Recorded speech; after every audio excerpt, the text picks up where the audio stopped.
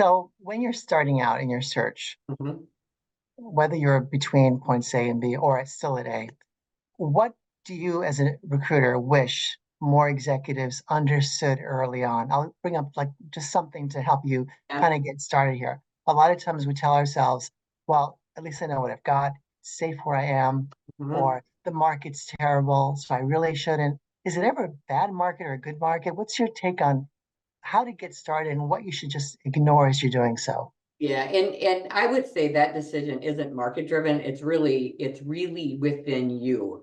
I have an exercise that when people say, I just don't know, I can't evaluate, should I leave or should I go? Should I stay? Should I, all of that.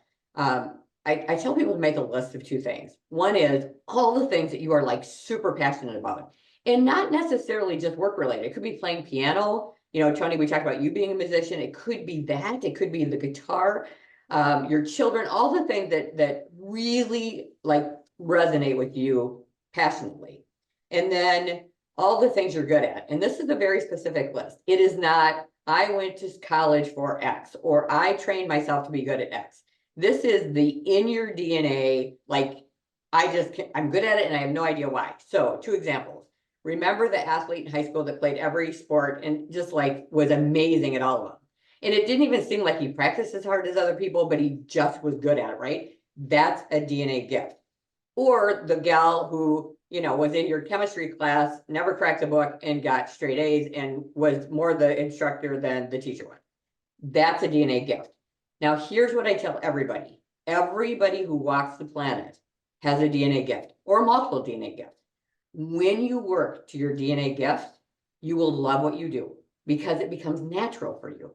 So for me, my father used to tell me all the time, you're so intuitive. And he was very intuitive. So it kind of came naturally. And my sisters always told me that. So I think what made recruiting work for me is so much of it is gut. Like I'll talk to someone and I'll go, this is where they should be. And it won't necessarily even be relevant to, I just, I'm speaking next week at a conference and I'm speaking with a guy that was our chief of police that had the most emotional, intelligent leadership style of anybody I've ever seen. One of my hard charging, kind of bull in a China hutch client construction guys called and said, I need a new HR person. And I put him in that job. And the client was mad at me when I said, and here's who I think you should interview. But when I said, here's why he makes sense, here's all those transferable skills. He not only has he been there a long time, he's transformed the people side of their business. So it's really as a person making those two lists, looking at those two lists and saying, what are my skills and passions, the DNA stuff, and what I'm passionate about that now will push me either to come up with an innovation or a new revenue stream or something where I'm at, a new idea, or help me to find a new career, one or Yeah. the other.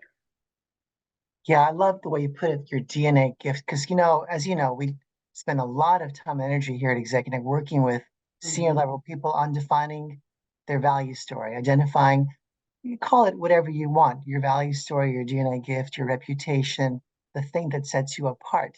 Mhm. And yet when you look at resumes, that's not always apparent.